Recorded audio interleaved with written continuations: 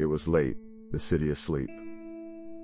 Alone in my apartment, my phone buzzed, an unknown number. I hesitated, then answered, a strange premonition chilling me to the bone. A child's whisper, faint but clear. "Detective Miller, it's Sarah. I'm cold. I'm in the box, the one you sealed." My blood ran cold. Sarah, the missing girl. Impossible. Sarah disappeared weeks ago. Her case went cold. The evidence box, containing her few recovered possessions, was locked tight in the precinct's vault. I sealed it myself. Adrenaline coursed through me. Disbelief warred with a primal fear. I had to know. I threw on my jacket, keys in hand, and sped towards the empty precinct, the phone call echoing. The precinct was a ghost town. Only the hum of fluorescent lights broke the silence. I navigated the labyrinthine corridors, each step heavy, towards the cold, sterile evidence vault. My flashlight beam cut through the vault's gloom, and there it was, Sarah's box, exactly as I'd left it, untouched, sealed. A knot of terror tightened in my stomach. My mind raced, struggling to find a rational explanation. A prank? A sophisticated hack? But the details Sarah had given, they were too specific, too personal. No one else knew them. Back at my desk, I replayed the call. Sarah's voice, weaker now, but still there. "There's something in here with me." My own breathing was ragged as I listened. Her description of the contents, a faded doll, a cracked locket, matched perfectly. Items only I, and the original crime scene texts, knew were inside that box. Was I losing my mind? Or was this something profoundly, horrifyingly supernatural? A desperate plea from beyond. Trapped not in a coffin, but in police custody. I pulled up similar missing persons files. Young girls. No ransom, no trace. Just vanished. The chilling thought, had Sarah not been the only one calling from beyond? All girls, ages 9 to 12. All vanished from suburban parks. All within a 50-mile radius. A pattern I hadn't seen when the cases were isolated. Now, it screamed at me. I called Sarah's parents again, offering vague, undeserved hope. How do you tell grieving parents their daughter might be calling you from a sealed evidence box? My captain listened, patiently, then skeptically. "Miller, you're overworked. Take a break. We'll revisit this in the morning." He said it with concern, but I heard dismissal. I agreed, but couldn't rest. Driving home, I caught glimpses in my rearview mirror, fleeting shadows, just at the edge of visibility. Always gone when I looked directly. At home, the apartment felt colder. In the silence I heard faint whispers, like children playing far away. But there were no children, just me, and the echoes of Sarah's call. I went to the bathroom, splashing water on my face. Looking in the mirror, my reflection seemed wrong. My features twisted for a split second, then snapped back into place. The phone rang again. "Same unknown number," I answered, my voice trembling. "Detective Miller," Sarah whispered. "He sees you. He's been here. In your house." My gaze fell upon a photograph on my nightstand. My family. And behind it, almost imperceptibly, scrawled on the wall, a strange, swirling symbol I'd never noticed before. A jolt. I'd seen this symbol. A faint sketch in Emily Chen's recovered diary, and Jessica Lee's sketchbook.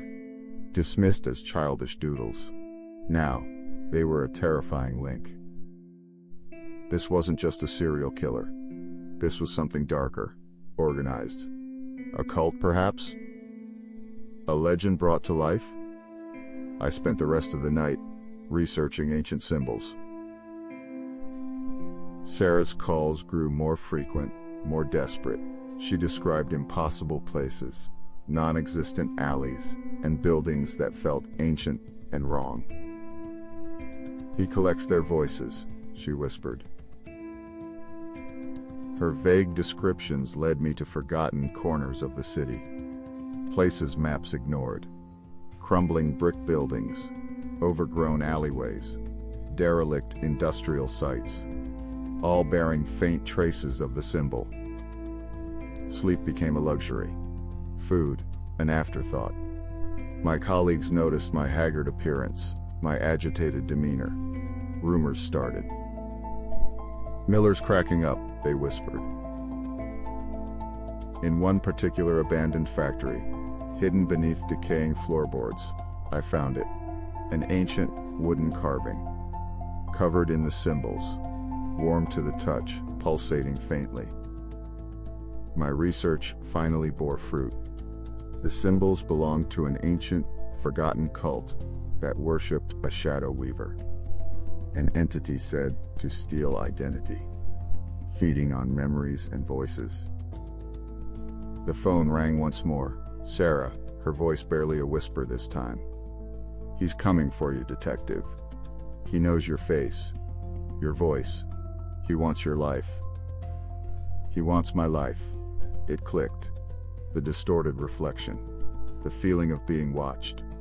He wasn't just haunting me, he was studying me, learning me, preparing to replace me. Sarah's voice, weaker than ever, gave one last crucial clue. A specific address. The derelict factory, where I found the carving. It was a trap, but I had no choice. I ventured deeper into the factory's bowels, the carving pulsating in my hand. Each step echoed, amplified by the pervasive dread. The whispers grew louder, more distinct. In the center of the factory I found it, a large circular pit. From within, thousands of faint child voices whispered, calling my name, crying for help. Sarah's among them. Then, from the pit's depths, a shadow detached itself. It rose, formless at first, then began to coalesce, twisting and stretching. It was the shadow weaver. It moved towards me, not with aggression, but with an eerie, predatory grace. As it drew closer, its form began to shift, to mimic. It was taking my shape. As it solidified, it emitted a sound. Not a roar, but a perfect replication of my own voice. "Hello, Mark," it said, a cruel mockery. My voice stolen. I lunged, fueled by primal rage, by the desperate need to reclaim myself. But it wasn't a physical fight. It was a battle for my very essence, my memories, my soul. Images flashed through my mind. My wife's smile, my children's laughter, private moments. The shadow weaver consumed them, adopting them as its own, erasing my claim. My strength failed. My vision blurred. I fell, powerless, as the imposter, now indistinguishable from me, turned and walked away. Out of the pit. Out of the factory. I tried to call out, but no sound emerged. My body felt insubstantial, fading. I was becoming another whisper, another trapped voice in the pit, another victim. The imposter drove my car. My car. Cruising through the familiar streets, heading towards my home, towards my unsuspecting family. My heart, or what was left of it, screamed. My house. The lights were on. My wife, my children, probably waiting for me, for him. A wave of profound, soul-crushing despair washed over me, a phantom pain. The imposter stepped out, locked the car, and walked towards the front door. My front door. My wife opened it, a warm smile on her face, relief in her eyes. She hugged him. My wife. She embraced the lie, the stolen existence. The imposter returned the embrace, a perfect mimicry of my own affectionate gesture. My children, a boy and a girl, rushed forward, their faces alight with joy. "Daddy, you're home." They clung to him, believing him to be their father. My heart shattered. They sat down to dinner, my family. The imposter ate, laughed, shared stories, living my life, and they had no idea. They spoke of shared memories, of inside jokes. The imposter seamlessly integrated, recalling details, responding perfectly, as if it had always been there. I hovered outside, a spectral observer, unseen, unheard, my family's laughter, once my greatest joy, now a torment. It was my life, but I was banished from it. The imposter, the shadow weaver, had won. It had integrated, becoming the new Mark Miller. My life, my identity, my family, all stolen, effortlessly.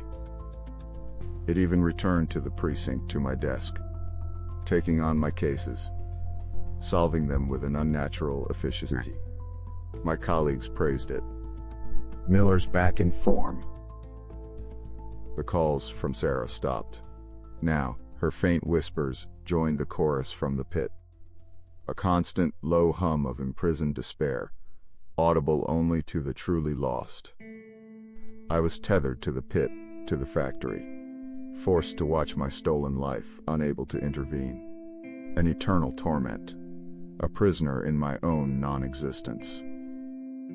The imposter lived my dreams.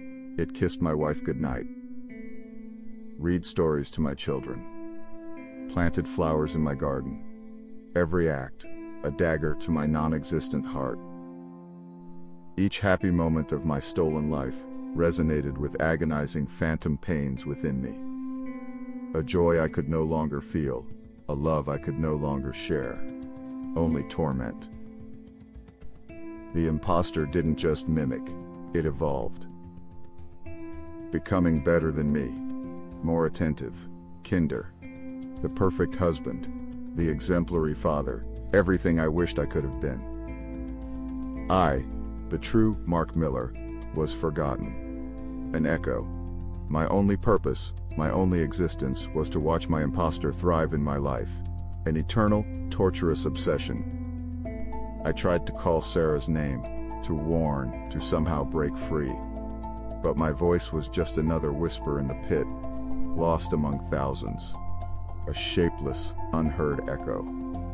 The sun rises. Another perfect, ordinary day begins. The imposter wakes, stretches, kisses his wife, makes breakfast. The family is complete, unaware of the horror. My old life, perfectly replicated, perfectly lived. By him, always him. A perfect, unblemished existence, built upon my erasure. The ultimate silent victory. And I, the true Mark Miller, was there. Still watching. Still trapped. A phantom limb of the universe, witnessing the life that was ripped from me. Always watching. My family welcomed the monster. My friends praised the fraud. My world, my very being, had been erased. And no one, not a single soul, would ever know. Is anyone truly safe when the face you trust, the voice you love, could belong to a monster? Be careful who you let into your life. For some, identity is just a costume. Did you feel the chill of this story? Share your thoughts below. What unnerved you most? Don't forget to like and subscribe for more tales from the shadows.